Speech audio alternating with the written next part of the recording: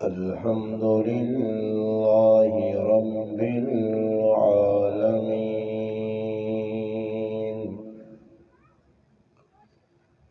والصلاة والسلام على أشرف الأنبياء والمرسلين، وعلى آله وأصحابه أجمعين. أما بعد، فأعوذ بالله من الشيطان الرجيم. بسم الله الرحمن الرحيم. إنا نحن نزلنا الذكر وإنا له لحافظون. قال رسول الله صلى الله عليه وسلم: حملة القرآن أولياء الله، أو كما قال النبي صلى الله عليه وسلم: سبحان ربك رب العزة عما يصفون، وسلام على المرسلين، والحمد لله رب العالمين. تمام حضرات جو یہاں تشریف رکھتے ہیں درود پاک پڑھ لیں. سارے حضرات جتنے بھی تشریف رکھتے ہیں درود پاک پڑھ. آواز نہیں آ رہی، زور سے پڑھ لیں درود پاک. اللهم صل على محمد وعلى آله وبارك وسلم وصل عليه. واجب الاحترام عزیز دوستوں، بھائیوں اور بزرگوں،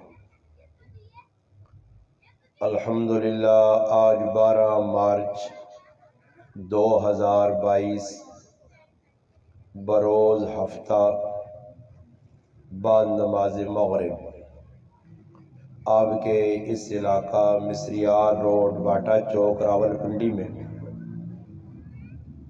تفیض القرآن اکیڈمی کے زیر انتظام اور انصرام ایک پروقار تقریب جس کا عنوان دستار فضیلت و عظمت قرآن ہے منعقد ہے، جس میں اور آپ الحمدللہ تشریف رکھتے ہیں. میری آپ کی ملاقات کا ذریعہ آپ کے اس علاقے کی مشہور شخصیت اور ہمارے محبوب بھائی اور دوست حاجی شکیل صاحب اور اس مدرسے کے معتمم اور ذمہ دار مولانا ابو بکر صاحب دامت برکاتہم العالیہ ہے. اللہ پاک سے دعا ہے کہ اللہ پاک اس پروگرام کو اپنی بارگاہ الہی میں قبول اور منظور فرمائے. جن بچوں نے قرآن کریم کا حفظ کیا، اللہ پاک ان کی اس کاوش محنت کو اپنی بارگاہ میں قبول فرمائے، اور ہم تمام مسلمانوں کو جو باتیں اللہ رسول کی ہیں سن کر سمجھ کر اس پر عمل کرنے کی توفیق عطا فرمائے. میری گزارش یہی ہوگی بھائیوں سے کہ آپ جتنا بھی وقت ہے ہمارے پاس، ہم پورے متوجہ ہو کر بار بار اٹھنے کی بجائے میں ایک بات ادباً عرض کروں گا کہ جن بھائیوں نے یہ محنت کی ہے، اتنا خرچہ کیا، اسٹیج سجایا، آپ کی سہولت کے لیے کرسیاں لگائی، اتنی قربانی انہوں نے دی، بلکہ آپ کے کھانے کا بندوبست بھی کیا. یہاں آپ تشریف رکھتے ہیں، قریب الحمدللہ پردے میں ہماری مسلمان مائیں بہنیں تشریف رکھتی ہیں.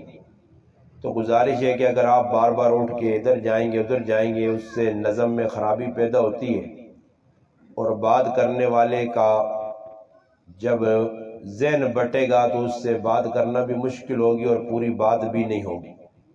تو آپ سے میں گزارش کروں گا کہ آپ الحمدللہ گھروں سے نکل آئے ہیں تو 1 گھنٹے کا وقت ہے جس میں آپ تھوڑی سی توجہ کر لیں، تاکہ ان بھائیوں کی جو محنت ہے اس کا کچھ کم از کم ان کو بھی صلہ ملنا چاہیے. تو انشاءاللہ آپ متوجہ ہو کر، مائیں بہنیں بھی گھر میں جو تشریف رکھتی ہیں اور آپ بھائی بھی، بالکل پورے توجہ کے ساتھ بات کو سننے کی کوشش کریں۔ اس وقت مسلمانوں میں جو حالات چل رہے ہیں اور یہ جو پروگرام ہیں، ان حالات میں کہ جب کہ مسلمان قرآن سے بہت دور ہیں، مسلمان بہت قرآن سے دور ہے، جس کا نتیجہ آپ بھائیوں کے سامنے۔ اچھا جی، حضرت ایک عرض کرے اپنا، ان کو میں بیان چلے یا اردو میں کر لیں؟ اردو میں کر، ہاں بس صحیح ہے، آنا میں نے کہا پوچھ لوں گا بعد میں۔ بس مسلمان لاؤس نجی تو سن لوٹی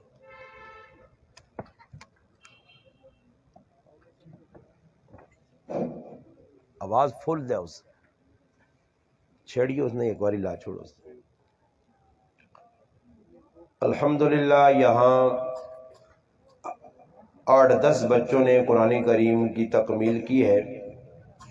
حدیث پاک میں آتا ہے، نبی کریم صلی اللہ علیہ وسلم نے ارشاد فرمایا کہ جب ختم قرآن ہوتا ہے، کوئی بچہ بچی کوئی بڑا قرآن کریم کی تکمیل کرتا ہے، فرمایا اس کے قرآن کے ختم پر لہو عند ختم القرآن دعوت مستجابہ، فرمایا اس وقت دعائیں قبول ہوتی ہیں جو ختم قرآن کرتے ہیں۔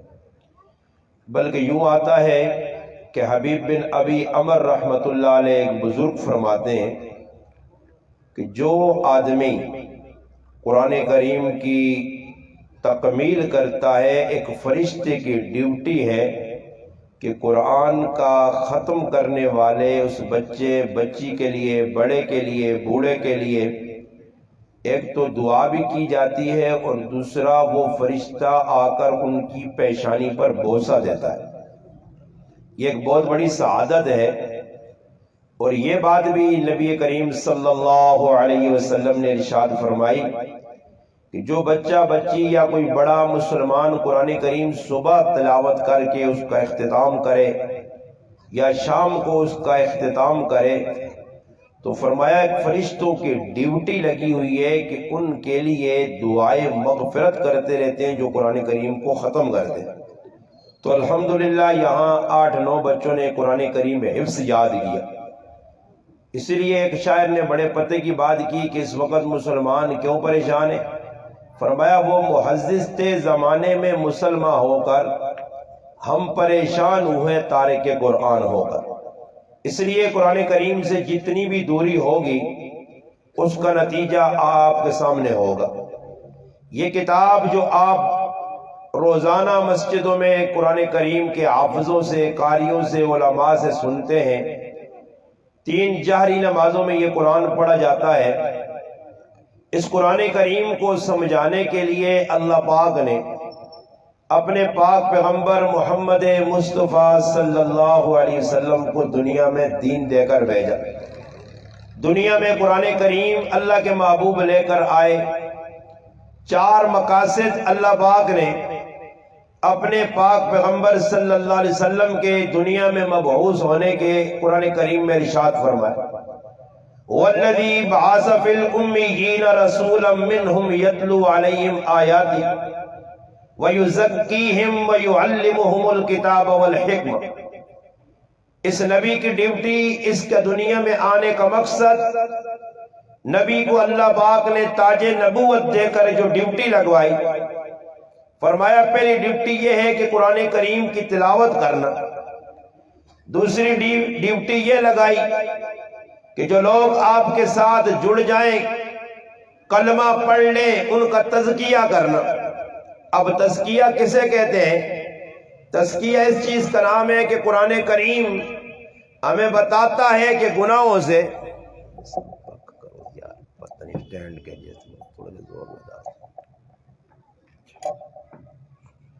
تزکیہ کا معنی یہ ہے کہ گناہوں سے یہ قرآن کریم آدمی کو پاک کرتا ہے۔ جب قرآن کریم لانے والے پاک پیغمبر صلی اللہ علیہ وسلم نے صحابہ اکرام کے درمیان اس قرآن کریم کو پڑھا، پھر صحابہ اکرام ہماری طرح نہیں تھے، کہ قرآن کریم کو رسمی طور پر پڑھے، قرآن کریم کو رسمی طور پر سنے، بلکہ صحابہ کی زندگی کا مقصد قرآن کو سمجھنا، قرآن کو سمجھنے کے بعد اس پر عمل پیرا ہونا۔ قرآن کریم میں اللہ پاک نے ان لوگوں کے لیے جو کہ مسلمان کہلاتے ہیں، قرآن کریم کو اپنا رہبر اور رہنما مانتے ہیں، قرآن کریم کو اللہ کی آخری کتاب بھی مانتے ہیں، مگر قرآن کریم کا جو دنیا میں آنے کا مقصد ہے اس مقصد کو سمجھنے کی کوشش نہیں کرتے۔ قرآن اعلان کرتا ہے افلا یتدبرون القرآن ام علی قلوب اقفالها، فرمایا قرآن کریم تو تدبر کے لیے آیا تھا کہ اس قرآن کریم کو سمجھا جاتا، قرآن کریم میں غور و فکر کی جاتی۔ قرآن کریم کے 30 پاروں کے آنے کا مقصد کیا تھا؟ اس قرآن کو بھیج کر تمام کتابوں کا اختتام کرنے کا مقصد کیا تھا؟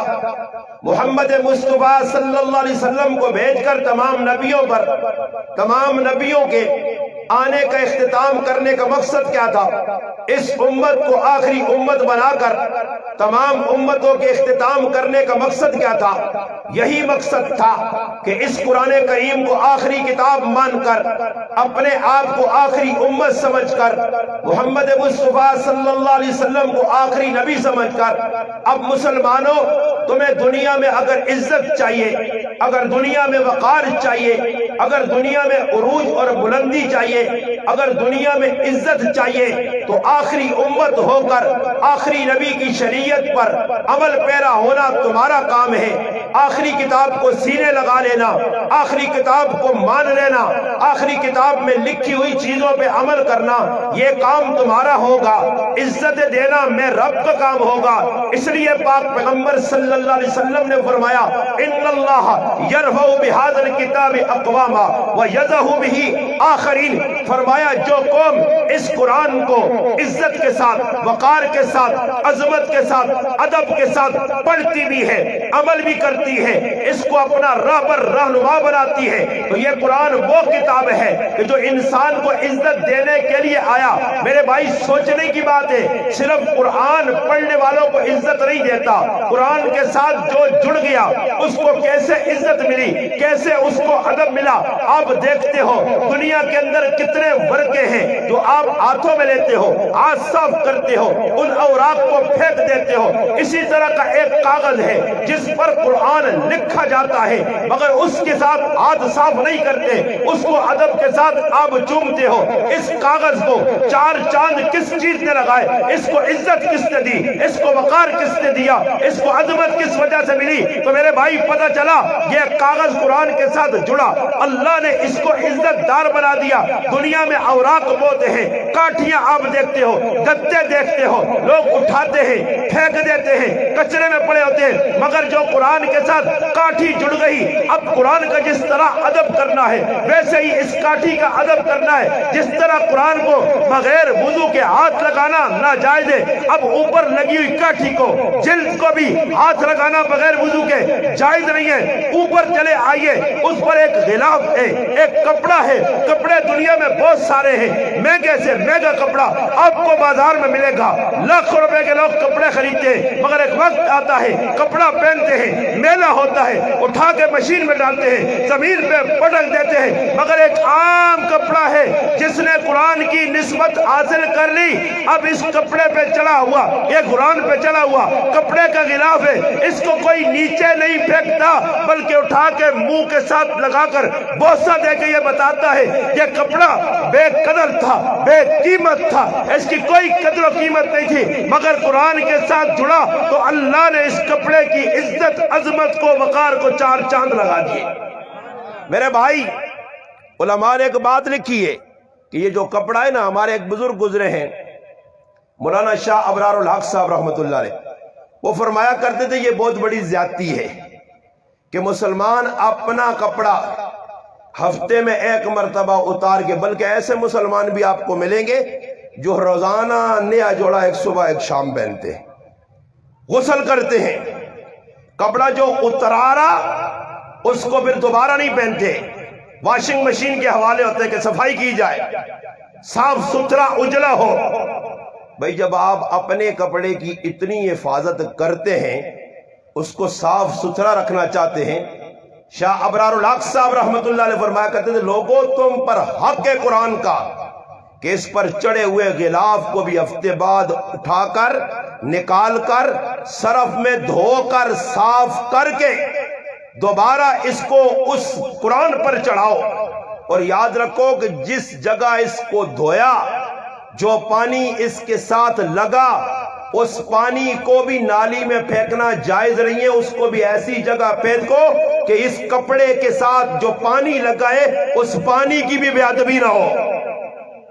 اب تو اللہ پاک معاف کرے، مسلمانوں کے گھروں میں قرآن کو دیمک لگ گئی، مسجد میں پڑے ہوئے قرآن بوسیدہ ہو گئے، قرآن موجود مسلمان کے پاس، قرآن کی عظمت دل سے نکل گئی۔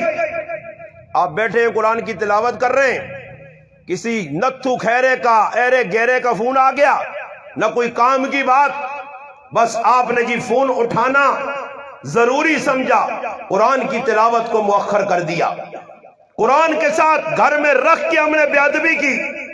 اب قرآن بد دعائیں دے رہا ہے۔ قرآن والا نبی جس نے میری اور آپ کی عزت بچانے کے لیے قرآن ہمارے ہاتھ میں تھمایا تھا، قرآن کی آج عظمت ہمارے دلوں میں نہیں، قرآن پڑھنے پڑھانے والوں کی عظمت دل میں نہیں۔ میرے بھائی، یہ قرآن آسانی سے یہاں نہیں پہنچا۔ میں نے قرآن کریم کی آیت پڑھی کہ اللہ فرماتے انا نحن نزلنا الذکر وانا لہ لحافظون، فرمایا یہ کتاب ہم نے بھیجی ہے، اس کتاب کے محافظ ہم ہیں۔ پہلے دعوی انا نحن نزلنا الذکر، قرآن یہ ہمارا ذکر ہے، یہ دعویٰ ہے، دلیل کیا ہے؟ وَإِنَّا لَهُ لَحَافِظُونَ، ہم اس کے محافظ ہیں۔ اللہ خود اعلان کرے کہ میں اس کا محافظ ہوں۔ اب میرے بھائی، اللہ اس کا محافظ ہے، اب چھوٹے چھوٹے یہ بچے بیٹھے جنہوں نے قرآن کریم ناظرہ حفظ پڑھا، یہ میرا بیٹا میرے ساتھ ابھی حفظ کر رہا ہے، علی معاویہ، یقین جانے آپ اس کو بھی کھڑا کریں، یہ حافظ بن رہا ہے۔ اس سے آپ یہ پوچھیں کہ قرآن کی تعریف کیا ہے، اس کو نہیں پتا، قرآن کریم کے فضائل اللہ کی قسم اس کو نہیں پتا، بلکہ یہ سارے بچوں کو نہیں پتا، قرآن کے فضائل نہیں پتا، میرے بچے کو بھی نہیں پتا۔ مگر عجیب بات ہے، ان بچوں کو بھی نہیں پتا، اس بچے کو بھی نہیں پتا، مگر قرآن کا حفظ کر رہے ہیں، قرآن کا حفظ کر رہے ہیں۔ آپ سے میں پوچھتا ہوں، آج دنیا میں کوئی ایسا آدمی ہے جو لالچ کے بغیر کوئی کام کرے؟ لالچ کے بغیر کوئی کام کرتا ہے؟ نہیں۔ یہ بچے رات کو مدرسے میں آیا ہوا وظیفہ، پرایا دیا ہوا صدقہ خیرات، اس کو استعمال کرتے ہیں، روکھی سوکھی کھاتے ہیں، ماں باپ سے دور ہیں، بہن بھائیوں سے دور ہیں، عزیز و اقارب سے دور ہیں، اچھے کپڑے ان کے پاس نہیں ہوں گے، اچھے جوتے ان کے پاس نہیں ہوں گے، مگر پھر بھی یہ اللہ کا قرآن پڑھ رہے ہیں۔ سوال یہ پیدا ہوتا ہے کہ جس بچے کو قرآن کے فضائل نہیں پتا، جس بچے کو قرآنی احکام نہیں پتا، پھر بھی وہ بچہ فر قرآن پڑھ رہا ہے، تو اس سے یہ پتا چلا کہ یہ میرے رب کا غیبی نظام ہے کہ حفاظت کے لیے ان بچوں کے دل میں ڈالا، ان بچوں کے دل میں۔ بابا اللہ دل میں نہ ڈالے تو بچے خود پڑھ سکتے؟ اللہ محفوظ کروا رہا ہے۔ بچوں کے دل میں شوق ڈلا، رات کو پڑھا، دن کو پڑھا۔ آپ میرے بھائی دنیا کمانے کے لیے رات دن ایک کر رہے ہیں، یہ اپنی آخرت بنانے کے لیے۔ ایسے بچے بھی تاریخ اٹھا کر دیکھیے۔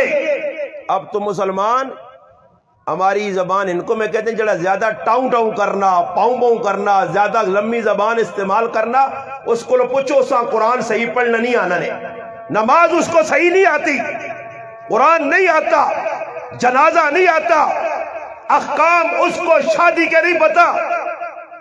میں ایک جگہ چلا گیا، ایک آدمی نے ہمیں تنگ کرنا شروع کر دیا، الٹی سیدھی باتیں کر رہا تھا۔ میں نے کہا یہ دیکھو ہم آپ کو نہیں چھیڑتے، آپ ہمیں نہ چھیڑو۔ خیر بات ہو گئی، اذان ہو جائے پھر بات کرتے ہیں۔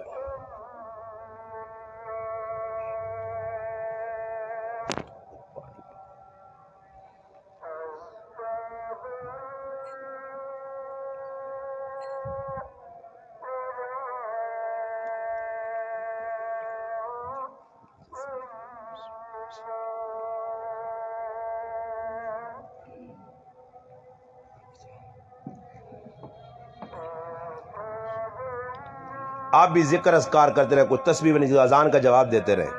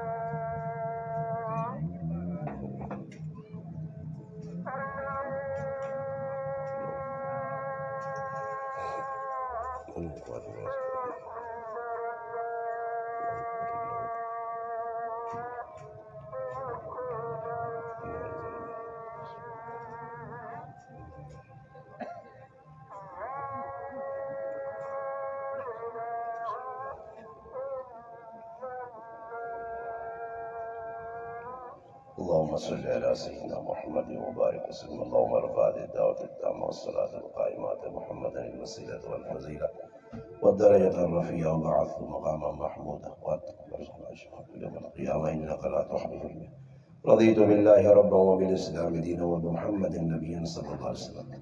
اللہ کے حبیب صلی اللہ علیہ وسلم کو فرمانے میں یہ اذان میں رکا، اذان سنی کس وجہ سے کہ آج اتنی بڑی دکھ کی بات ہے کہ مسلمان اعلان ہو نا محلے میں، اعلان فلاں مر گیا، تو آپ بچوں کو بھی چپ کراتے، ان کے منہ پہ عادت صبر کرو، چپ کرو، پتہ چلے کہ کس کے مرنے کی خبر ہے.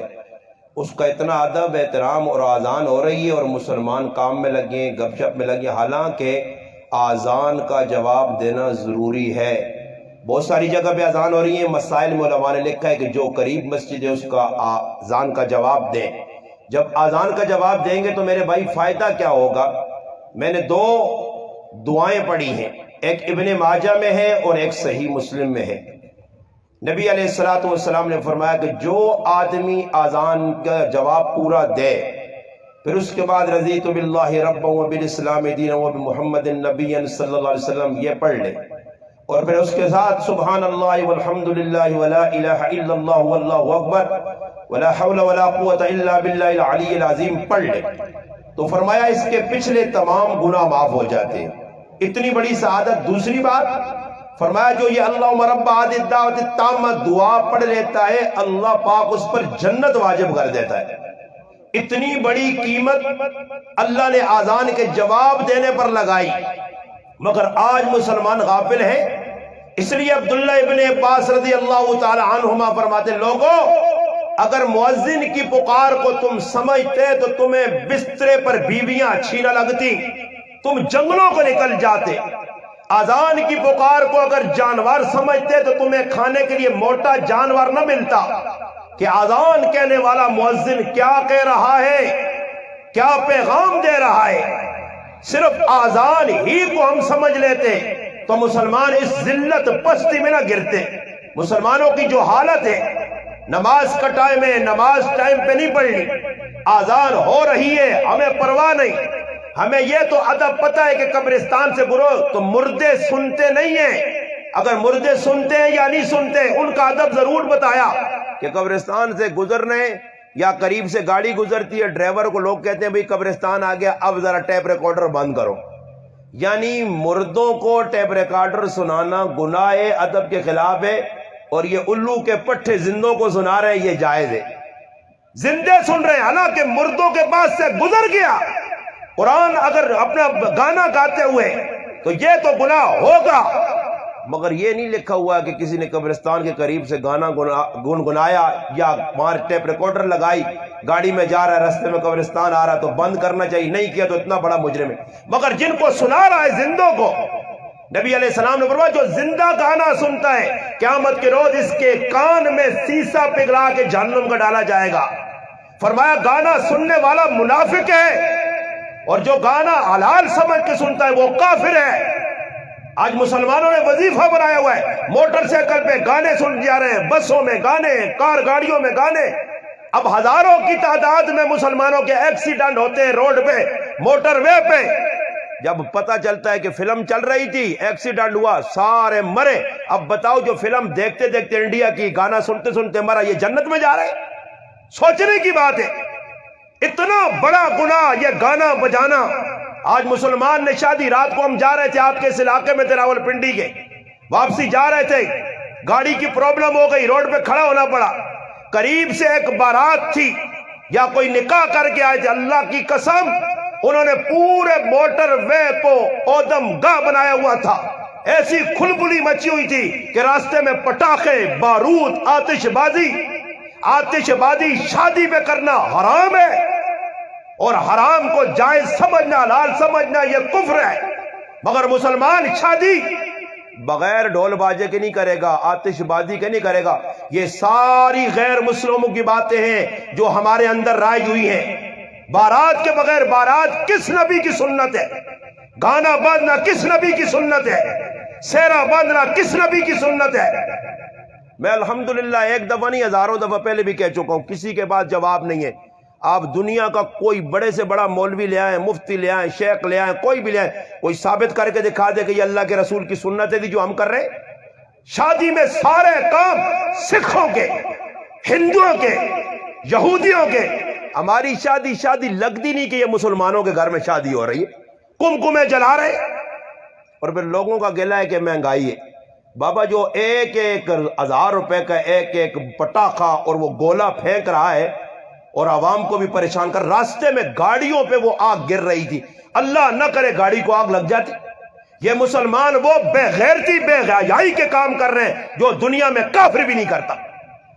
تو آپ دیکھ لو دنیا میں کافروں کی شادیاں ہوتی ہیں، آپ نیٹ پہ سرچ کرو کافروں کی شادیاں اور مسلمانوں کی شادیاں، دونوں میں فرق نظر آئے گا.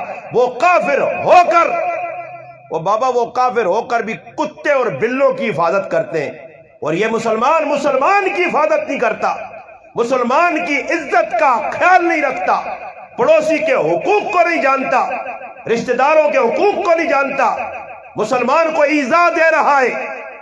2 دن پہلے کی بات ہے، مجھے ایک ساتھی نے فون کیا کہ میرے محلے میں میرے گھر میں انتقال ہوا ہے، میری دادی کا انتقال ہوا یا پھوپھی کا. کہنے لگے کہ اسی رات ہمارے گاؤں میں شادی تھی، پوری رات ڈھول باجا بجا، جہاں میت ہوئی. بابا میں آپ سے پوچھتا ہوں، آپ ایسے دم بہود ہو گئے جیسے قبرستان میں بیٹھے ہوئے ہیں، مجھے آپ ہی بتا دیں، آپ میں اگر ضمیر زندہ ہے، مسلمان ہے، کلمہ پڑھنے والے، بتائیے جس گھر میں یہاں محلے میں میت ہو اس محلے میں حق بنتا ہے کہ آپ پوری رات گانا بجانا کریں کہ شادی ہے؟ یہ بے غیرت مسلمان، یہ دیوس مسلمان، جب تک ایسے مسلمان پاکستان کی دھرتی پہ زندہ ہے، پاکستان میں کبھی سکھ کا سانس آپ نہیں لے سکتے، کبھی مہنگائی سے آپ باہر نہیں آ سکتے. یہ سارے اللہ کے غضب کو دعوت دینے والے کام ہیں. یہ کیوں ہوئے؟ گانا بجانا کیوں ہوا؟ شادیاں غمیاں کیوں ہماری غلط ہوئیں؟ بنیاد یہی ہے کہ مسلمان قرآن سے دور ہو گیا.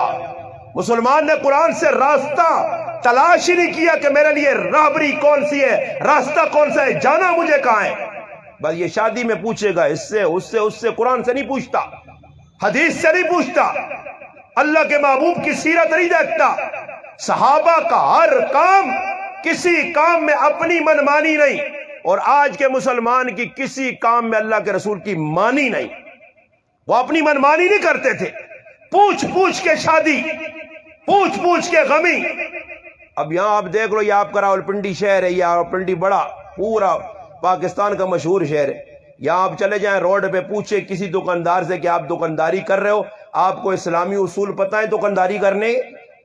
کسی سے پوچھ لو، ایک دکاندار سے نہیں، آپ ہر آدمی سے پوچھو، یہ جو کار پیسے کمانے کے آپ نے ڈھنگ بنائے ہوئے راستے، اس میں آپ کو اسلامی اصول پتہ ہے؟ وہ کہتا ہے نہیں جی، مجھے تو یہی پتا ہے کہ جو بھی مسلمان آئے اس کو لوٹو لوٹو لوٹو، ایسا لوٹو کہ یاد رکھے مسلمانوں آج دھوکہ مسلمان کر رہا ہے۔ آپ چلے جاؤ کسی کے پاس، دکھا رہا ہے اور دکھانے والی چیز اور ہے، دینے والی چیز اور ہے۔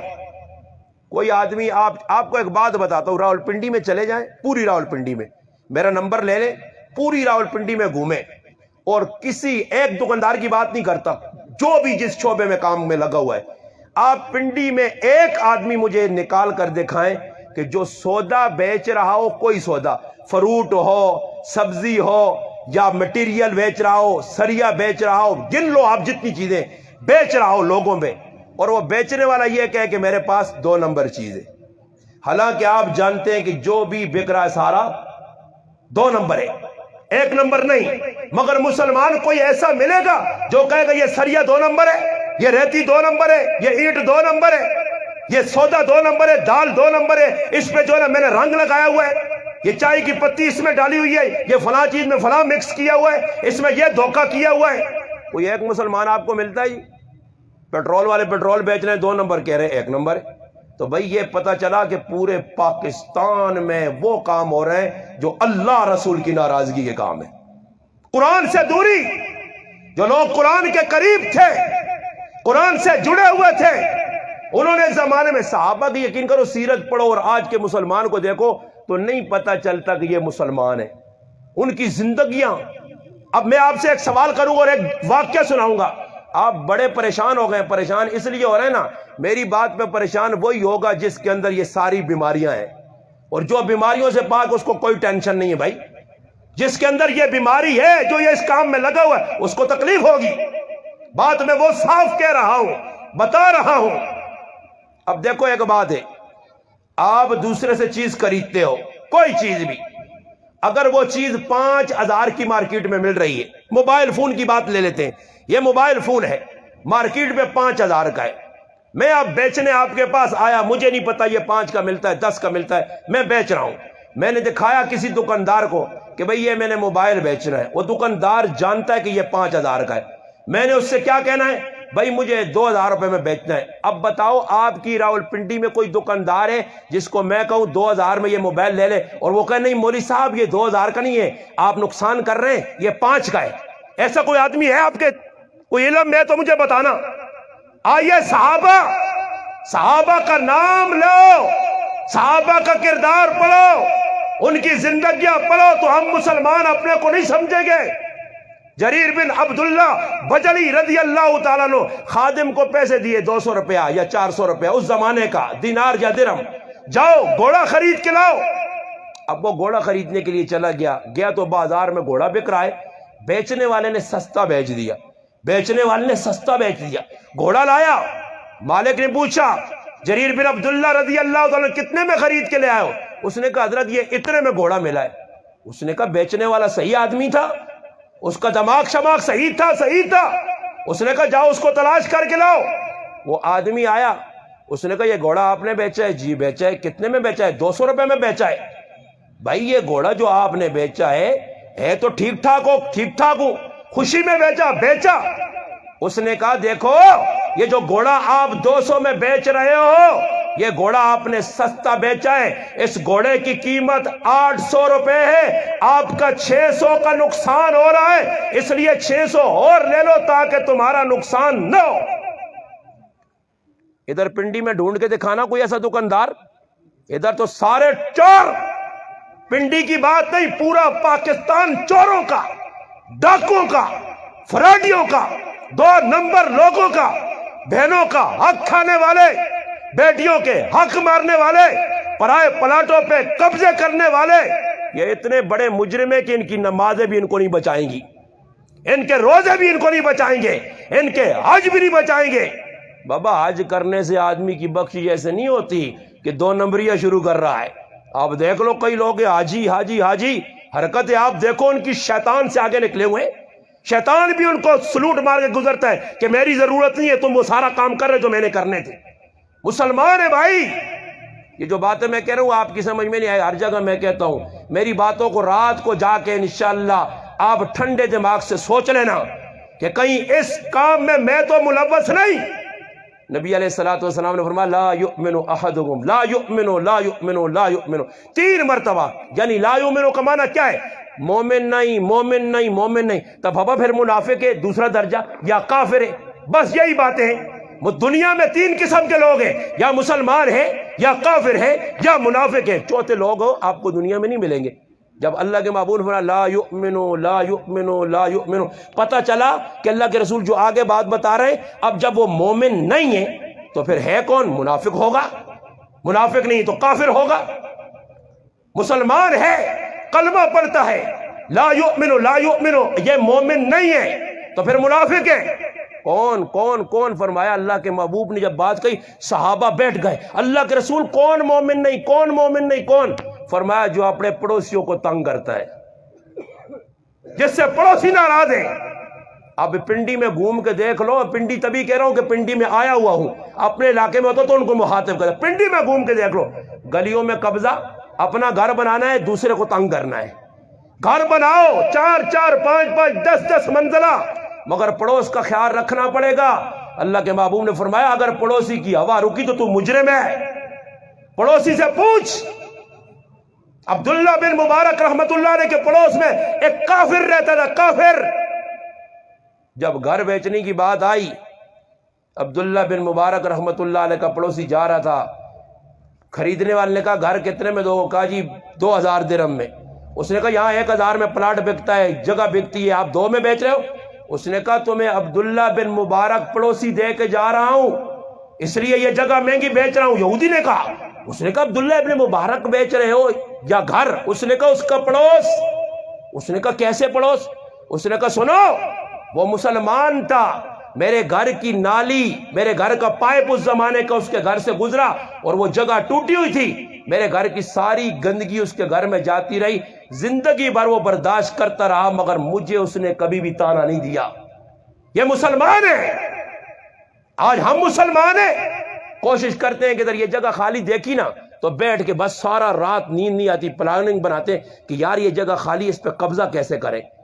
یہاں مافیا گروپ، گنڈا گروپ، بدماش گروپ، کلمہ پڑھنے والے ابلیس، کلمہ پڑھنے والے شیطان آپ کو ملیں گے، جنہوں نے جائیداد کی خاطر قتل عام مچایا ہوا ہے، لوگوں کے پلاٹوں پہ قبضے کر رہے ہیں، جگہوں پہ قبضے کر رہے ہیں، گھروں پہ قبضے کر رہے ہیں۔ آپ دیکھ لو یہ سارے کر رہے ہیں۔ اچھا یہ ساری باتیں جو میں کہہ رہا ہوں میرے بھائی، اس میں بتاؤ کوئی یہودیوں کی سازش وادش تو نہیں ہے؟ لوگ کہتے ہیں نا یہودی یہ کر رہے ہیں، عیسائی یہ کر رہے ہیں۔ یہودیوں نے آگے کہا پنڈی میں آپ جگہ جگہ پہ قبضہ کرو، یہودیوں نے کہا پرائی دکانوں کو جو ہے نا مسمار کرو، یہودیوں نے کہا 2 نمبر چیزیں بیچو، یہودیوں نے کہا بیٹی کی شادی ہے پرائے مردوں کے سامنے بیوٹی پارلر میں لے جاؤ، یہودیوں نے کہا پہلی رات کا جوڑا بیٹی کو 50,000 کا پہناؤ، یہودیوں نے کہا ولیمے پہ لاکھوں روپے کا ضیاء کرو، یہودیوں نے کہا شراب پیو، انہوں نے کہا زنا کرو، انہوں نے کہا چوری کرو۔ بتاؤ مسلمانوں کس یہودی کس کافر نے کہا؟ سارے کام خود کر رہے ہیں بدماشیاں اور ذمے کافروں کے لگا دیتے۔ بابا یہ کوئی امریکہ کی سازش ہے، اور جو ابلیس انہوں نے دیا اس کو تو قبول کیا، انہوں نے فون نکالا ہمیں دیا۔ اچھا یقینی بات ہے کہ جو انگریز گندی فلمیں چڑھا کے مسلمانوں کو دکھا رہے ہیں وہ خود نہیں دیکھتے، مگر مسلمان پوری رات نوجوان یہ پب جی کھیلنے والے بڑے بے غیرت ہیں، یہ بڑے دیوس ہیں، بلکہ فتویٰ علماء کا چھپا ہے کہ اگر یہ پب جی جو گیم ہے یہ کھیلنا حرام ہے، ناجائز ہے، بلکہ دیکھنے والا مسلمان بھی نہیں رہتا، کہ اس میں کافروں کے بتوں کو سجدہ کرایا جاتا ہے۔ آج نیٹ پہ آپ دیکھ لو ہزاروں روپے لوگ خرچ کر کے پوری رات پیکج لگے ہوئے ہیں، نوجوان جس گلی میں جاؤ لگے ہوئے ہیں، کیا کہہ رہے ہیں؟ گیم کہہ رہے ہیں۔ قرآن کا ٹائم نہیں پڑھنے کا، نماز کا ٹائم نہیں، اور باپ بھی نہیں پوچھتا بیٹے کو بیٹا حرام خور کہاں سے پیسہ لا رہا ہے، اس کو پیسہ چاہیے، باپ کو نہیں پوچھتا کدھر سے کمائی کر کے لے آیا، کہاں گیا تھا، تو کوئی کام کاج نہیں کرتا۔ ہو سکتا ہے پنڈی میں کسی سے موبائل چھینا ہو، کسی سے موٹر سائیکل چھینا ہو سکتا ہے حرام لا کے دے رہا ہو، مگر باپ بھی حرام خور، حرام کھانے کے لیے تیار، ماں بھی تیار، بہن بھی تیار، بیوی بھی تیار۔ آج بوبی نہیں پوچھتی خامد سے کہاں، اسے تو بھائی مٹھائی چاہیے، اسے تو گوشت چاہیے، اسے تو دنیا کی چیزیں چاہیے، اسے تو کپڑا چاہیے، وہ چاہے جدھر سے مرضی لے کے آئے۔ آج رشوت پاکستان میں عام، کوئی کام بھی کروانا ہو چھوٹے سے بڑا اس میں آپ کو رشوت دینی ضروری ہے۔ اور حدیث بتا رہے الراشی والمرتشی کہ لاہما فی النار، دینے والا لینے والا دونوں جہنمی۔ الحمدللہ آپ کی نیت جب صاف ہوگی نا تو پھر رشوت کی ضرورت ہی پیش نہیں آئے گی، ورنہ حدیث قدسی میں تیرے گمان کے مطابق اللہ فیض کر، جب تیری نیت ہی خراب ہوتی ہے کہ یار فلاں جگہ جا رہا ہوں، نوکری تو نہیں ملے گی، فلاں کام تو نہیں ہوگا، پہلے سے جو جیب میں رشوت کا پیسہ ڈال لیتا ہے۔ جب تیری نیت ہی خراب ہے، پہلے سے رشوت دینی ہے تو نیت کر میں کچھ بھی نہیں دوں گا، میں جاؤں گا اپنی پوری بات کروں گا، جو میرا حق ہے میں لینا چاہتا ہوں۔ میرے بھائی آپ یہی کرتے ہو۔ اب دیکھو ٹریفک پولیس والے، موٹر وے والے، رات کو موٹر وے والے نے ہمارے ساتھ بہت بڑا بھلا کیا، زندگی بھر کا احسان ہم پہ چڑھایا اور ساری زندگی ہم دعائیں دیں گے ان کو۔ ایسا موٹر وے والے نے محبت سے ہمارے رات کو بڑا اچھا پیش آیا اور انہوں نے بڑی محبت کا اظہار کیا۔ میں کہتا ہوں نا آپ کی نیت جب صاحب، ہم آ رہے تھے، ہم سے غلطی ہوئی، انہوں نے سیٹ پہ گاڑی لگوائی، چلان کٹ گیا، دو باتیں ہم نے کی، اللہ نے دل میں ڈالا 1 روپیہ چلان کا نہیں لیا، چھوڑ دیا۔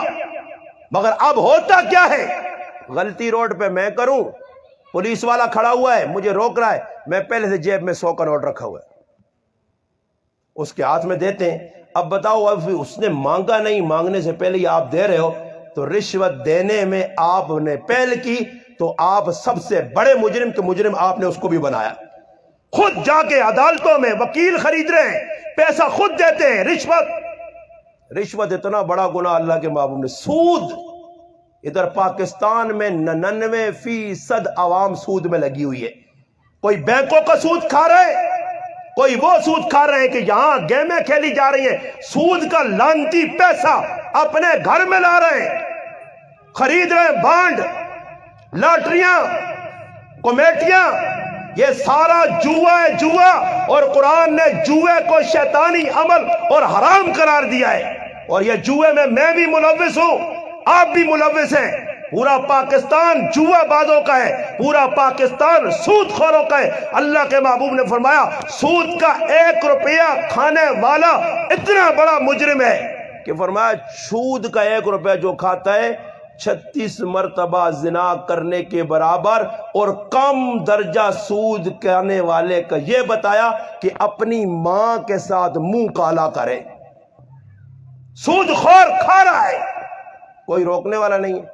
بینکوں سے لوگ پیسے لیتے ہیں اور کھاتے ہیں، پھر سود خوروں کا ملک ہے، یہودیوں نے مسلط کیا، تم نہ کھاؤ۔ سودی پیسہ گھٹتا نہیں ہے، بڑھتا نہیں ہے، گھٹتا ہے۔ یہ ملک سود پہ چلا، اب تک چلا رہے ہیں اس کو، اور یہ قیامت تک سکھ۔ میں آپ کو اتنا چیلنج دیتا ہوں کہ حکومت تبدیل کرو۔ اب تو عمران خان پہ گلا ہے، عمران خان اگر ہٹ گیا، چلو ہٹ گیا، ہو سکتا ہے 1-1.5 سال ہٹ گیا، تو میں زندہ رہا تو پھر میں پنڈی میں آپ سے ملاقات کرنے آؤں گا، پھر میں آپ سے پوچھوں گا کہ عمران خان اب تو ہٹ گیا، اب حالات چنگے ہو گئے، اب حالات اچھے ہو گئے؟ نہیں ہو گئے۔ جب تک مسلمان ان چیزوں پہ غور نہیں کرے گا جو اللہ رسول کی نافرمانیاں ہیں، اپنے آپ کو ان گناہوں سے نہیں بچائے گا۔ ہندوستان کے اندر ایک پلاٹ کا جھگڑا لگا، بات سن لیں انشاءاللہ، بس اس کے بعد میں اپنی بات کو ختم کرتا ہوں۔ ہندوستان میں زمین کا ایک حصہ تھا، ایک ٹکڑا تھا، ایک پلاٹ تھا، اس پہ جھگڑا چلا۔ ہندوؤں نے کہا یہ جگہ ہماری ہے، مسلمانوں نے کہا یہ ہماری ہے۔ مجھے کل ایک بھائی بتا رہا تھا پرائی زمین پہ جھگڑا لگا ہوا ہے، 6 سال ہو گئے عدالت میں، کیسے ابھی تک فیصلہ نہیں ہو رہا۔ پرائی زمین پہ جو جھگڑا کر رہا ہے اسے بھی پتا ہے کہ یہ میری نہیں ہے، مگر وہ عدالت میں لگا ہوا ہے، اور آگے جج، وکیل، آگے منشی، ان کو سب پتا ہوتا ہے کہ یہ 2 نمبری ہو رہی ہے، مگر ان کا اپنا کام چل رہا ہے۔ وہ کسی کو یہ نہیں کہتے کہ کیس بابا اب کیا بنتا تھا، 1 تاریخ ہوتی، 2 تاریخ، جج کہتا بابا دیکھو یہ پھڈا لمبا نہ کرو، بس چپ کر کے بیٹھ جاؤ، 2 اور 2 4 کر لو، بات ختم کر لو، خواہ مخواہ اپنے آپ کو بھی ذلیل نہ کرو، ان کو بھی نہیں۔ وہ کہتا نہیں آپ کا کام، وکیل کہتا ہے صبر کرو، ابھی تو 2 مہینے کیس چلا ہے، تماشا بنے گا، ان کو پتہ چلے گا۔ وکیل ہر آدمی کو، یہ وہ وکیل ہے کہ جو ایک آدمی آ کر کہتا ہے میں نے 5 آدمی قتل کیا ہے، وکیل کہتا ہے میں آپ کو بری کراؤں گا، لے آؤ آ جاؤ کیس لے آؤ۔ 5 قتل، یہ پاکستان میں بیٹی قتل ہوئی، دیوس نے بے غیرت نے، آخری درجے کے اخبث نے اپنی 7 دن کی بیٹی کو گولیاں ماری. یہ بھی بچ جائے گا، بچ جائے گا، کوئی نہ کوئی بہانہ کر کے چھوڑ دیں گے. یہاں ایک یہ نہیں ہے دیوس، ایسے کئی دیوس ہیں جنہوں نے ماؤں کو قتل کیا، جنہوں نے باپ قتل کیے، بھائی قتل کیے. تیری پاکستان کی دھرتی پہ وہ مجرم بھی ہیں جنہوں نے پکڑنے کے بعد بتایا کہ ہم 500 آدمیوں کے قاتل ہیں. 500 کا قتل کرنے والا بھی تیرا جیل سے باہر گھوم رہا ہے. یہاں قانون کدھر ہے؟ مسلمانی کدھر ہے؟ مسلمان وہ تھے، وہ محدث تھے زمانے میں، مسلمان وہ صحابہ تھے. صحابہ آپ دیکھ لو تاریخ اٹھا کے، صحابہ کے زمانے میں ایسا قتل عام ہوا. اتنا زمانہ اللہ کے محبوب کے 23 سالہ دور میں آپ دکھاؤ مدینے میں کوئی ایسے قتل ہوئے ہوں، ارد گرد ایسے قتل ہوئے ہوں جیسے آج ہو رہے. میں بات عرض کر رہا تھا، زمین کا ایک پلاٹ، اس پہ جھگڑا چلا. مسلمانوں نے دعویٰ کیا ہمارا ہے، ہندوؤں نے کہا ہمارا ہے. خیر بات چلی گئی انگریز کی عدالت میں، انگریز کی حکومت تھی، انگریز ہم پر 200 سال مسلط رہا. خیر وہاں بات پہنچی، بات بڑی بڑی بڑی، تو مسلمانوں نے کہا کہ ہمارا وکیل فلاں ہے. ہندوؤں سے پوچھا گیا آپ کا وکیل کون ہوگا، آپ کی گواہی کون دے گا کہ آپ کا یہ زمین کا ٹکڑا ہے؟ انہوں نے کہا ہم نے اپنے لیے انتخاب کرنا ہے مگر سوچ سمجھ کے. 2 دن گزرے تو انہوں نے ایک آدمی کا انتخاب کیا، اور وہ کون تھا؟ ہندوستان کا سب سے بڑا مفتی الہی بخش کاندیلوی رحمت اللہ علیہ. انہوں نے کہا یہ مفتی صاحب ہماری طرف سے. مسلمان کو انہوں نے آگے کیا، ہندوؤں نے.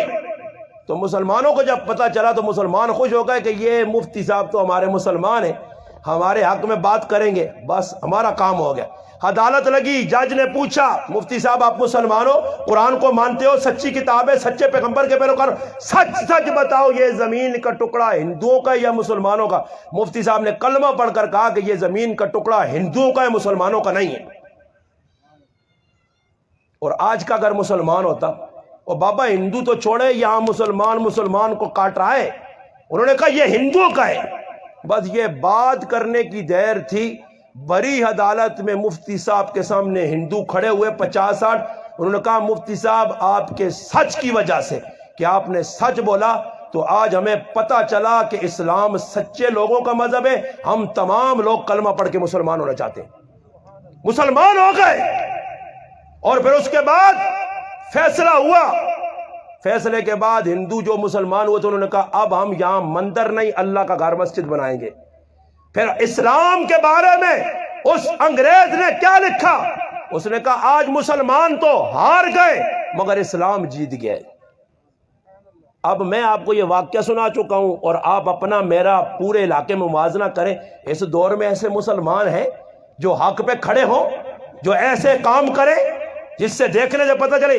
اب تو اگر کسی غیر مسلم کو اسلام کی دعوت ہو، وہ کہتا ہے اگر اسلام یہ ہے جو مسلمان کر رہے ہیں تو یہ اسلام سے ہمارے ساتھ سلام، ہمیں یہ اسلام نہیں چاہیے. یہ اسلام نہیں چاہیے جس میں چھوٹی چھوٹی بچیاں قتل ہو، جس میں بھائی قتل ہو، جس میں باپ قتل ہو. خالی قتل نہ ہو، تیرے پاکستان میں ہزاروں واقعات ہیں ایسے بے غیرت مسلمان آخری درجے کے جنہوں نے بہنوں کی عزت پہ ہاتھ ڈالا ہے، بیٹیوں کی عزت پہ ہاتھ ڈالا ہے، عزیزوں کی عزت پہ ہاتھ ڈالا ہے. یہ بابا کوئی نہیں کر رہا، ہم کر رہے ہیں ہم. اور یہ کون کروا رہا ہے؟ کوئی باہر کا آدمی نہیں، اندر کا نفس شیطان. قرآن سے دوری، تلاوت سے دوری، قرآن سے تعلق کم. میرے بھائی یہ بچے جو پڑھ رہے ہیں ان بچوں کا ہمیں مرہون منت ہونا چاہیے. آج اللہ کی قسم پاکستان بچا ہوا ہے. میں قسم لا الہ الا اللہ محمد رسول اللہ پڑھ رہا ہوں. اگر یہ پاکستان اللہ کی قسم بچا ہوا ہے، اللہ کے عذاب کے دھیانے نہیں کھل رہے. اللہ کی قسم ان دینی مدارس علماء نیک لوگوں کی وجہ سے، ورنہ ہم نے کوئی کسر نہیں چھوڑی بے حیائی بے غیرتی پھیلانے میں. جہاں بے غیرتی بے حیائی کو فروغ دیا جاتا ہے وہاں پھر اللہ کے عذاب کا کوڑا آتا ہے. کبھی اللہ جھنجھوڑتا ہے. پہاڑوں میں آپ نے دیکھا وہ گل کے اپنا بالا کوٹ کے راولا کوٹ کے پہاڑوں میں بے غیرتی بے حیائی جب عام ہوئی نا، پھر اللہ نے تھوڑی ڈھیل دے کے رسی کھینچی. پھر 2005 کا زلزلہ، رمضان کا مہینہ، 8واں روزہ، دنیا نے دیکھا 3000 آدمی قبروں کی پاتال میں چلے گئے.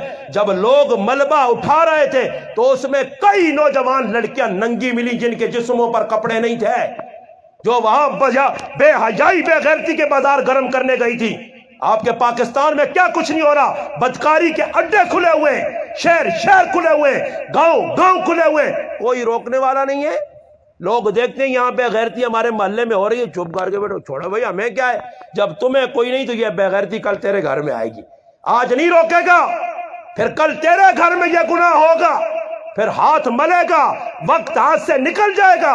اس سے قبل کے گناہ پھولے پھلے، اس کو فروغ ہو، وسعت ملے، مسلمان بن، مسلمان گناہ کرتا ہوا دیکھ تو قرآن کیا کہہ رہا ہے، حدیث کیا بتا رہی ہے، من رآ منکم منکرا فلیغیرہ بیدی، ہاتھ سے روک، زبان سے روک، دل سے برا سمجھ۔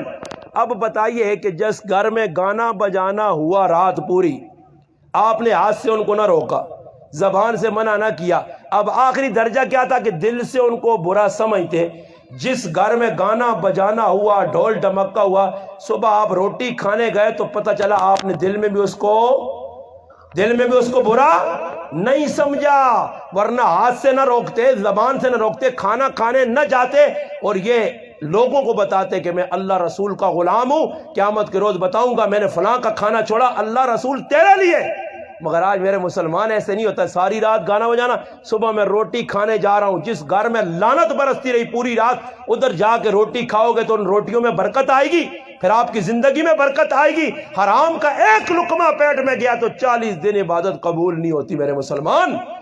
ہم تو یہاں کھا رہے ہیں، سب پتہ بھی ہے، اس لیے مسلمانہ تھوڑا سا سوچنا پڑے گا۔ قرآن ایک پیغام آپ کو دے رہا ہے، بس میں اپنی بات کو اختتام تک لے آیا۔ اب آخری بات یہی ہے کہ یہ قرآن پڑھنے والے بچے، ان بچوں کو اپنا محسن سمجھو، انہوں نے قرآن پڑھا، یاد کیا، چھوٹی چھوٹی عمروں میں مسجد میں سل کے، مدرسے میں سل کے، چٹائیوں کے ساتھ جڑ کے کس لیے قرآن پڑھ رہے ہیں؟ ملک کی، اگر اللہ نہ کرے نا اب رمضان کا مہینہ آتا، اس علاقے میں ایک بھی حافظ نہ ہوتا، آپ کتنے پریشان ہوتے۔ اب کتنے حافظ تیار ہوئے ہیں، عالم تیار ہو رہے ہیں۔ رمضان میں کوئی مسجد ایسی نہیں ہے، دنیا کے محکمے فلاں جگہ قلت، فلاں جگہ قلت، فلاں جگہ قلت، مگر مسجدوں میں کبھی ایسے نہیں ہوا کہ یہاں حافظ قرآن سنانے والا نہیں۔ الحمدللہ حفاظ کی تعداد کروڑوں تک پہنچ چکی ہے، دن بدن بڑھ رہے ہیں، آگے بڑھ رہے ہیں، یہ چھوٹے چھوٹے بچے پڑھ رہے ہیں۔ مسلمانوں، قرآن سے اپنے بچوں کو جوڑو، اس تعلیم سے نہ جوڑو جو تعلیم ادب بھلا دیتی ہے، جو بے غیرتی اور بے حیائی کو فروغ دیتی ہے، اس تعلیم سے جوڑو جو تعلیم بچہ حاصل کر کے اماں کو اماں سمجھے، ابا کو ابا سمجھے، اپنے کو اپنا سمجھے، قرآن کو قرآن سمجھے، اللہ رسول کو اللہ رسول کے درجے میں رکھے کہ اللہ کون، رسول کون۔ آج میرے بھائی تیرے پاکستان میں مسلمان ہیں، آئے دن کوئی ختم نبوت پہ حملہ کر رہا ہے، کوئی صحابہ پہ حملہ کر رہا ہے، کوئی قرآن پہ حملہ کر رہا ہے، اور کہ بھی اپنے آپ کو مسلمان رہے۔ یہ ان کے ذہن میں کس نے ڈالا؟ یہ وہ تعلیم تھی کہ جس تعلیم کو چھوڑ کر لارڈ میکالے نے کہا تھا 1836 میں وہ تعلیم چھوڑ کے جا رہا ہوں۔ اگر مسلمان اس کے ساتھ چمٹ گئے تو 100 سال کے بعد شکل و صورت سے مسلمان ہوں گے اور اندر سے پورے کافر ہوں گے۔ بس وہ دور آ گیا ہے۔ اب مسلمان بحث مباحثہ نہیں کہ ان پہ بحث مباحثہ کریں کہ وہ غلط نہیں، اب کہہ رہے ہیں یہ غلط، یہ غلط، یہ غلط۔ اب لوگ کس پہ لڑاتے ہیں؟ یہ رفع یدین استاجی کرنا چاہیے یا نہیں کرنا چاہیے، ہاتھ کہاں باندھنے چاہیے، اس پہ لڑائیاں کروا رہے ہیں، اس پہ لڑائیاں ہو رہی ہیں کہ اس مسجد میں یہ بریلیوں کی میں نہیں جاؤں گا نماز پڑھنے، یہ اہل حدیث کی میں تو یہاں نہیں جاتا، یہ دیوبندیوں کے میں یہاں نہیں جاتا۔ بابا جب تک یہ تفریق پیدا کریں گے پاکستان میں ایک دن سکھ کا نہیں آئے گا۔ ہمارے یہاں قریب آپ کے مدرسہ نور الدین زنگی کے نام سے ہمارے عارف جامی صاحب ہیں دامت برکاتہم العالیہ، زبردست مدرسہ چلا رہے ہیں بغیر کسی تفریق کے، کام بڑھ رہا ہے۔ خلوص اندر جب ہوگا کام خود انشاءاللہ آگے بڑھے گا، نام نمود نہ ہو۔ یہاں اکیڈمی ہے، بچے تیار ہو رہے ہیں، قرآن کے حافظ قاری تیار کیے جا رہے ہیں۔ آپ کو بھی اس اکیڈمی والوں کے ساتھ محبت کا اظہار کر کے ان کا ساتھ دینا چاہیے۔ اور یاد رکھنا، آخری بات کہتا ہوں، کہیں بھی جلسہ سننے جاؤ، پروگرام سننے جاؤ تو روٹی کھانے کی نیت نہ کرنا۔ ان کی بھی ایک غلطی کہہ دیتا ہوں کہ انہوں نے بھی ہو سکتا ہے لوگوں کو جمع کرنے کے لیے نیچے لکھا لنگر کا انتظام ہے، کھانے کا انتظام ہے، اور پھر میں سمجھتا ہوں چلو یار مولوی روزانہ کہتے رہے، جو مرضی ہے کہتے رہے، ہم نے سن کے ادھر کان سے ڈالنے تھے، ہمیں تو روٹی ملے گی، بوٹی ملے گی، چاول ملیں گے، مرغا ملے گا، کھا پی کے آ جائیں گے، مولوی جانے ان کے کام جانے۔ نہیں میرا بھائی، یاد رکھنا، اگر پیٹ کی نیت سے آئے تو روٹی تو آپ کو مل جائے گی، مگر آپ کے نامہ اعمال میں نیکی کوئی نہیں لکھی جائے گی، اس کا فائدہ نہیں ہوگا۔ فائدہ چاہتے ہو تو میرے بھائی جو باتیں سنی ہے ان کو اپنے دل و دماغ میں جگہ دے کر جائیے اور ان پر عمل کرنے کی کوشش کیجئے۔ گھروں میں عورتوں کو بتاؤ آج سب سے بڑا فتنہ اس زمانے کا اگر کوئی ہے تو عورت ہے. عورت کے فتنے سے بچنے کے لیے گھر کی عورتوں کو کنٹرول میں رکھنا ہوگا. آئے دن یہ بے غیرت، یہ بے حیا، یہ بدکار عورتیں، گندی نجس عورتیں، پلید ذہنوں کی مالک عورتیں جو آئے دن عورت مارچ، فلانا مارچ، فلانا مارچ، یہ تو بے غیرت، بے حیا، دیوس عورتیں ہیں جو روڈوں پہ نکلتی ہیں. غیرت مند عورت کبھی بھی روڈ پہ آ کے پلے کارڈ اٹھا کے ہمیں حق چاہیے. تمہیں کیا حق چاہیے بھائی؟ مردوں کو ویسے اپنے جو ہے نا وہ ہماری زبان میں کہتے گوڈے تلے مڑو سارے رکھے نے، ساریاں منانیاں انہوں کلوں پہ. عورتیں بابا سب جب باتیں عورتوں کو مرد مان رہے ہیں عورتوں کی اور ان کی مان کے چل رہے ہیں، عورتیں پھر کون سی آزادی چاہتی ہیں؟ ہاں ننگا ناچنا چاہتی ہیں، ناچو، کوئی منع نہیں کرے گا، ناچو ننگا، کرو بے غیرتی، جہنم تم سے بھرے گی، تم سے. میرے پاک پیغمبر علیہ السلام نے فرمایا تھا کثرت کے ساتھ اپنی امت کی عورتیں جہنم میں دیکھی ہیں. پھر پوچھا گیا کہ عورتیں کیا کریں گی اللہ کے حبیب بتائیے تو صحیح. فرمایا پرائے مردوں کو ننگے سر کر کے دکھائیں گی، پرائے عورتوں کو سینے ننگے کر کے دکھائیں گی، پرائے مردوں کو. آج دیکھ لو عورتوں کو گھر کے اندر بے پردگی، عورتیں ننگی، اب تو بابا کپڑے پہنے ہوئے. حدیث ہے فرمایا قاسیات عاریات ممیلات مائلات. ایک وقت آئے گا امت میں عورتوں کی کیا حالت ہوگی؟ کپڑا پہنے ہوئے ننگی ہوں گی، یہاں تک بازو، سینہ کھلا ہوا، دوپٹہ سر پہ نہیں. یہ سب سے بڑی بے غیرت ہے. اس سے بڑی بے غیرت کائنات میں کوئی آپ کو نظر نہیں آئے گی. یہ جو پلے کھاٹ اٹھا کے کبھی ادھر آ رہی کدھر ادھر آئی، بے غیرت عورتیں، بے حیا عورتیں. جب تک پاکستان میں ایسی عورتیں زندہ رہیں گی اور ایسی عورتیں یہ حرکتیں کرتی رہیں گی، پاکستان میں نہ کبھی سکھ کا سانس کوئی مسلمان لے سکے گا. اللہ دیکھ رہا ہے. اور یہ ہے کون؟ یہ مسلمانوں کی مائیں ہیں جو روڈ پہ نکلی ہیں. یہ کسی کی بیوی، کسی کی ماں، کسی کی بیٹی، ہاں کسی کی بہن، اور وہ بھائی، وہ بیٹا، وہ جو نا خامد، وہ باپ، اس سے بڑا بھی پاکستان میں بے غیرت کوئی نہیں جو اپنی عورتوں کو روڈ پہ لاتے ہیں اور چھوڑتے ہیں گھروں سے باہر. ان کے گلے میں دوپٹے ڈالو، ان کے گلے میں رسیاں ڈالو، ان کو گھروں میں رکھو، گھروں میں. یہ باہر نکال کر کیا دکھانا چاہتے ہو مسلمانوں؟ یہ تو کافر ملک میں بھی نہیں ہوتا جو مسلمان یہاں کر رہے ہیں. جب ساری بے غیرتی کر رہی ہیں عورتیں، بازاروں میں جا رہی ہیں، دکانداروں سے گپے ہو رہی ہیں، سب کچھ ہو رہا ہے، تو پھر اور کون سی آزادی چاہیے؟ جاؤ پارکوں میں دیکھو 10 مرد ہوں گے 500 عورتیں. تھیٹروں میں دیکھو عورتیں، بیوٹی پارلر میں پرائے مردوں سے میک اپ کروانے والی عورتیں، شادی کے موقع پر ننگا ڈانس یہی کرتی ہیں، سروں سے دوپٹے اترے ہوئے. مرد نہیں کرتے. گھروں میں مختلط نظام، چچا داد، ماموں کا، فلاں کا بیٹا آ رہا ہے کہ اس کتاب میں لکھا ہے. کھلی بات کہہ کے جا رہا ہوں، سکھانا آپ کا کام ہے کہ جائز ہے. انشاءاللہ یہ غلام حاضر ہے. اللہ سے دعا ہے جو باتیں میں نے ٹوٹی پوٹی کہ اللہ پہلے مجھے بعد میں آپ بھائیوں کو عمل کرنے کی توفیق عطا فرمائے. وما علینا الا البلاغ.